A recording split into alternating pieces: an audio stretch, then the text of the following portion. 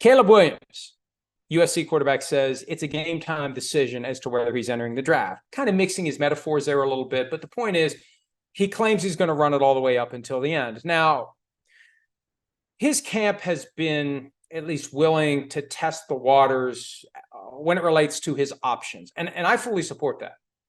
The players who are regarded as the top prospects each year need to ignore this whole honor and a privilege baloney that the NFL feeds to everyone. And the players are brainwashed. The fans are brainwashed. We all love the draft so much. How dare anyone even suggest that they're not going to submit to the NFL's version of the Harry Potter sorting hat? It's your destiny. It's written in the stars. This is what, no, baloney. You make your own destiny. You decide where you're going to play. And the difference between going to a bad team and a good team is big enough that you should be willing, if you're one of the top prospects, to say, and Caleb Williams can say one of two things.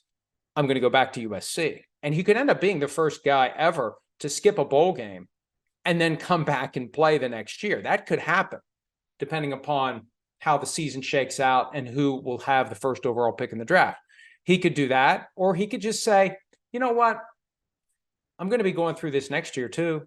There's always a bad team that has the first overall pick in the draft. So I'm always going to be at the mercy of whoever that team is. And obviously teams can trade, but when you make the decision to enter the draft, you're kind of stuck. You don't know what's going to happen.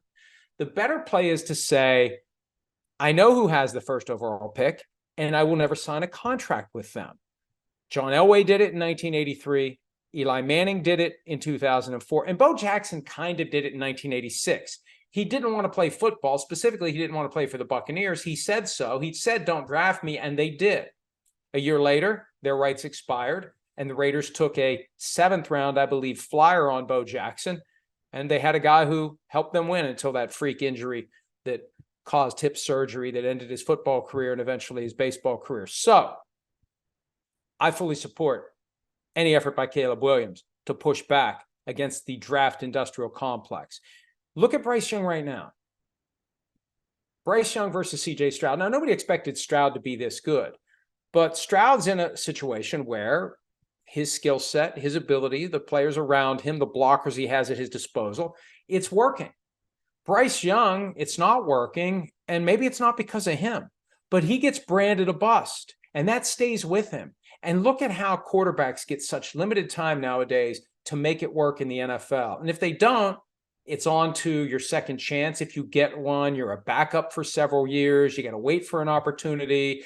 You've got that taint. You've got that stink. You've got that scar of being a bust. Makes it hard to sell to a fan base. I mean, look at Zach Wilson. I think we've come to the conclusion that Zach Wilson just doesn't have it.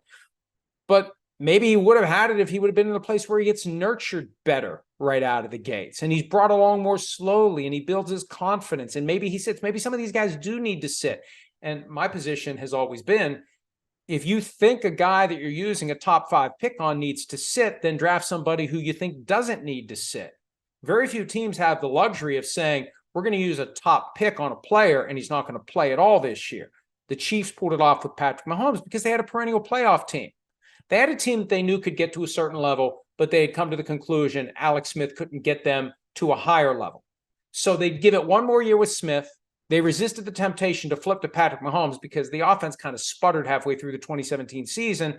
And then next year, boom, every single year after that, 18, 19, 20, 21, 22, getting to the AFC Championship game and hosting it. It's amazing they've only been to 3 Super Bowls when you think about it. They've won 2, they lost a 3rd one, and they almost got to another one. That coin flip overtime, rules have changed since then. That hurt them there. And they blew a big lead against the Bengals. They could have 5 straight Super Bowl appearances, 5 in a row. And they may keep going, all because everything worked out well for Mahomes and for the Chiefs and for the way that they were able to be patient with him. So if you're Caleb Williams, or, insert the year, insert the name of the player who's the top prospect, you want to find yourself another Kansas City Chiefs situation. You want to try to engineer things so you go there. There's a team that wants you. There's a team that needs you. There's a team that you want. There's a team that you need. Use your leverage to make it happen. And the ultimate leverage for a guy like Caleb Williams is to say, I just won't play.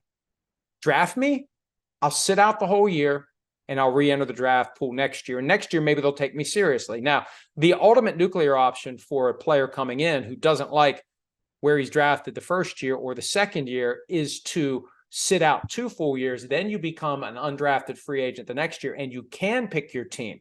Your salary is grossly limited by the money available to undrafted free agents, but after a couple of years, you can get a big contract. That's the way to do it. There is a way. If you're willing to sit out 2 years, there is a way to go to whichever team you want to go to. But then there's the question, if you sit out 2 years of football, are you still going to be the guy that you would have been? And you put so much pressure on yourself to perform and to prove that approach right, because it's not going to be popular with the fans. It's not going to be popular with the media. There's so many people in the media who just don't care. Entertain us. Shut up and submit to the process. Be glad that you're here. You're making millions of dollars. Why are you putting demands on the situation? You're wrong. We're right. I've been trying to affect change in that regard and maybe get the media to lead the way with the fans, to get fans to understand if it was you, if it was your son, if it was your nephew, if it was your brother, if it was anyone in your life that you care about, you'd want what's best for him. And playing for the worst team in the league, the team that earned the top spot in the draft, may not be what's best for him. So keep that in mind as Caleb Williams considers his options and awaits his final decision, which will be influenced, or at least should be influenced, by how the draft shakes out. But what he should decide to do is exert whatever pressure he can on the process to go where he believes his career will get off to the best possible start. Hi, it's Mike Florio. Thanks for watching PFT on YouTube. Hit subscribe for the latest news and analysis from Pro Football Talk.